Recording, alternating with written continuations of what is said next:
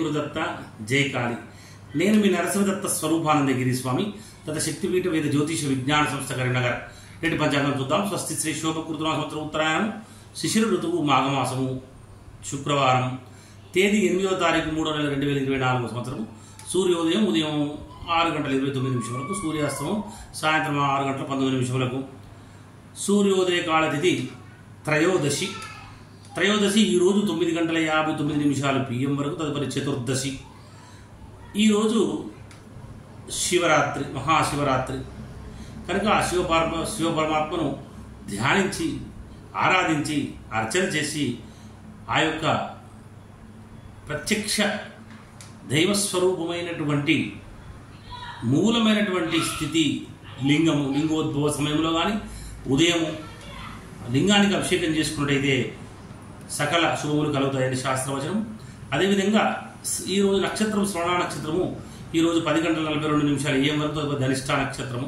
చంద్రరాశి మకర రాశి. ఈరోజు మకర రాశి వర్జము ఈరోజు 2:14 PM నుండి 3:39 PM వరకు. దుర్ముహూర్తం 8:51 AM నుండి 9:32 AM వరకు. మరియు 12:47 PM నుండి 1:35 PM వరకు. రావుకాలం 10:55 AM నుండి 12:24 PM వరకు. అమృత గడియలు ఈరోజు 10:44 PM నుండి రేపు 12:09 AM వరకు. యోగము పరిగ యోగం ఈరోజు 4:45 AM వరకు. తదుపరి శివయోగం. కరణం తైతుల కరణం ఈరోజు 1:21 AM వరకు. తదుపరి గరిజా కరణము. నక్షత్రం పాదాల వారిగా శ్రవణ నక్షత్రము 3వ పాదం ఈరోజు 5:20 AM వరకు. శ్రవణ నక్షత్రం 4వ పాదం ఈరోజు 10:42 AM వరకు. ధనిష్ట నక్షత్రం 1వ పాదం ఈరోజు 4:02 PM వరకు. ధనిష్ట 2వ పాదం ఈరోజు 9:21 PM వరకు. సూర్యరాశి కుంభరాశి. మరి అశుభ సమయములు గుళిక కాలము 7:50 AM నుండి 9:26 AM వరకు. యమగండ కాలం 3:21 PM నుండి 4:50 PM వరకు. సూర్యచంద్రుల ఉదయాస్తములు చంద్రోదయం 4:50 AM నుండి AM అంటే AM అన్నమాట ఉదయం. చంద్రాస్తమం 4:20 PM. దిన ప్రమాణం 11:49. అభిజిత్ సమయం 12:24 PM. రాత్రి ప్రమాణం 12:09. పూజ హోమం మరియు అభిషేకాదులకు అగ్నివాసం భూమి శుభము. హోమావతి కేతు శివవాసం భోజన శుభము. ప్రయాణాలకు దిశ శూల పడమర దిశ. శుక్రవారం పశ్చిమ దిశలో ప్రయాణించవద్దు. ఒకవేళ ప్రయాణం చేయవలసి వస్తే పెరుగు లేదా చక్కెర నోట్లో వేసుకుని బయలుదేరండి. తారాబలం చిన్నబలం కూడా చూద్దాము. తారాబలం ఈరోజు 10:42 AM వరకు ఉన్న తారాబలం ప్రకారం రోహిణి హస్తశ్రవణం వారికి జన్మతార మంచిది కాదు. మరి దీనికి సూర్యుడై అధిపతి అవుతున్నాడు కనుక మనసు మీద ప్రభావం ఉంటుంది. తద్వారా సమస్యలు వచ్చే అవకాశం ఉంది. 3వ పాదము అధికంగా చెడు చేసే ప్రభావం ఉంటుంది. మరి ఈ యొక్క తప్పనిసరి ఈనాడు ఏమైనా కార్యక్రమం చేసుకోవాల్సి వస్తే ఆకుకూరలు దానం ఇవ్వాలనే శాస్త్రవచనం. మరి మృగశిర చింత ధనిష్ట వారికి పరమిత్రధార కనుక చాలా మంచిది. చిన్న ప్రయత్నంలోనే పని పూర్తి అవుతుంది. ఆర్థికమైనటువంటి లాభాలు కూడా ఉంటాయి. తర్వాత ఆరుద్ర స్వాతి శిరీష వారి మిత్రధార శుభకార్యాలకు చాలా శుభకరమైనది. తర్వాత ఆనందము సృజనాత్మకతను కలిగిస్తుంది. శుభ ఫలితాలు ఇస్తుంది. పునర్వసు విశాఖ పూర్వభాద్ర వారికి నైదనతార. మరి నైదనతార కనుక ఈ సంపూర్ణంగా విడిచిపెట్టిన శాస్త్రవచనం ఏ శుభకార్యానికి అనుకూలం కాదు. ఆర్థికమైనటువంటి నష్టము తగాదాలు భయము కలుగుతుంది.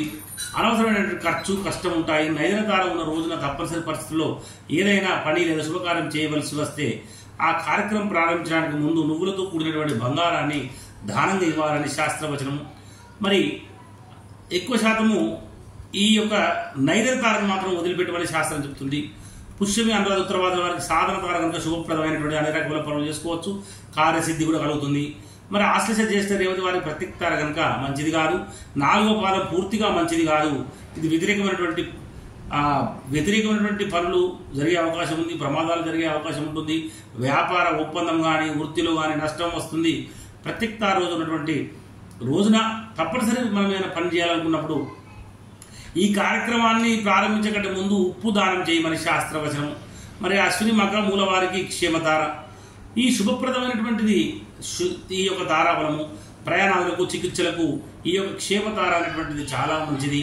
మరి భరణి పుబ్బ పూర్వాషాఢ వారికి విపత్తార కనుక ఇది కూడా మంచిది కాదు. రాహు దీనికి అధిపతి ఉన్నాడు కనుక విభేదాలను కలగజేసే అవకాశం ఉంది. ప్రారంభించిన పనులు పూర్తి కాకపోవడం అనేటువంటిది జరుగుతుంది.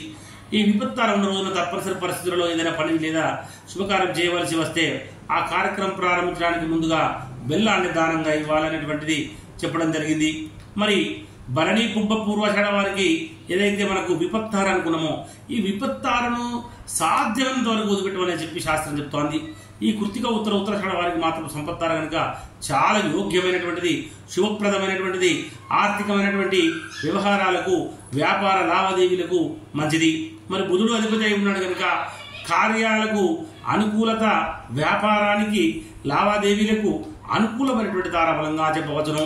అదేవిధంగా 10:42 AM తర్వాత తారాబలము మృగశిర చిత్త ధనిష్ట వారికి మంచిది కాదు, తప్పనిసరి చేసుకోవాల్సి వస్తుంది అనే కార్యక్రమం ఆకుకూర దానం ఇవ్వండి. ఆరుద్ర స్వాతి శిల్పం వారికి పరమిత్రతార కనుక చాలా శుభప్రదమైనది. పునర్వసు విశాఖ పూర్వభాద్ర వారికి మిత్రతార శుభప్రదమైనటువంటిది. పుష్యమి ఉత్తరభాద్ర వారికి నైదన తార కనుక ఇది పూర్తిగా మంచిది కాదు. మరి ఆశ్లిష జ్యేష్ఠ రేవతి వారికి సాధన తార కనుక కార్యసిద్ధి కలుగుతుంది. అశ్విని మగముల వారికి ప్రత్యేక తార కనుక మంచిది కాదు. భరణి పుబ్బ పూర్వాషాఢ వారికి క్షేమతార కనుక మంచిది. మరి రోహిణి హస్తశ్రవణం వారికి సంపత్తార మంచిది. కృత్తిక ఉత్తరాషాఢ వారికి మాత్రం విపత్తార కనుక ఇలాంటి పనులు చేయకుండా ఉండాలి. మరి చంద్రబలం కలిగినటువంటి రాశులు మేషరాశి, వృషభ రాశి, కర్కాటక రాశి, సింహరాశి, కన్యా రాశి, వృశ్చిక రాశి, ధనస్సు రాశి, మకర రాశి, మీన రాశుల వారికి కూడా చంద్రబలం అనుకూలంగా ఉందని చెప్పడం జరుగుతుంది. మరి ఇక్కడ మిథున రాశి వారికి అష్టమ చంద్రుడు, తులారాశి వారికి అర్ధాష్టమ చంద్రుడు, కుంభరాశి వారికి ద్వాదశ చంద్రుడు కనుక శుభకార్యములకు, దూర ప్రయాణాలకు దూరంగా ఉండాలనేటువంటిది శాస్త్రవచనము.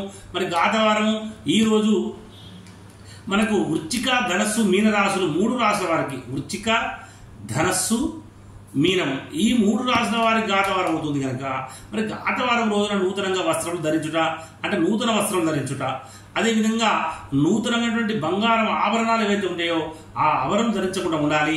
మరి అదేవిధంగా నూతనంగా కొన్నటువంటి ద్విచక్ర వాహనం కానీ, చతుర్చక్ర వాహనం కానీ ఏ వాహనమైనా ఒకసారి నడపకూడదు. మరి గాతవారం రోజున గృహప్రవేశం కూడా చేసుకోవద్దనేటువంటిది శాస్త్రవచనము. అదేవిధంగా దూర ప్రయాణాలు కూడా చేయకూడదు. మరి దూర ప్రయాణాలు కొన్నిసార్లు తప్పనిసరి వెళ్ళవలసి వస్తుంది. అలాంటి సందర్భంలో మాత్రమే తప్పకుండా ఇంటి నుంచి పెరుగన్నం కానీ ఏదైనా ఆహారం కానీ తిని వెళ్ళడం అనేటువంటిది ఇది చాలా శుభకరమైనటువంటిది. కనుక మన యొక్క దత్త శక్తి పీఠం అనేటువంటి మన ఛానలు, మన పీఠం నుండి మనం ప్రతిరోజు నేటి పంచాంగం అనేటువంటిది అందిస్తున్నాము. చాలా మంది కూడా మనకు ఎవరైతే చాలా మంది మనకు అభినందనలు తెలియజేస్తున్నారు.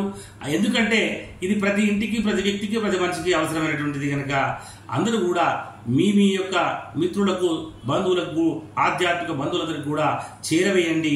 మన ఛానల్ని సబ్స్క్రైబ్ చేయండి, లైక్ చేయండి. తప్పకుండా సబ్స్క్రైబ్ చేయడం మర్చిపోకండి, లైక్ చేయండి. జై గురుదత్త, జై కాళీ.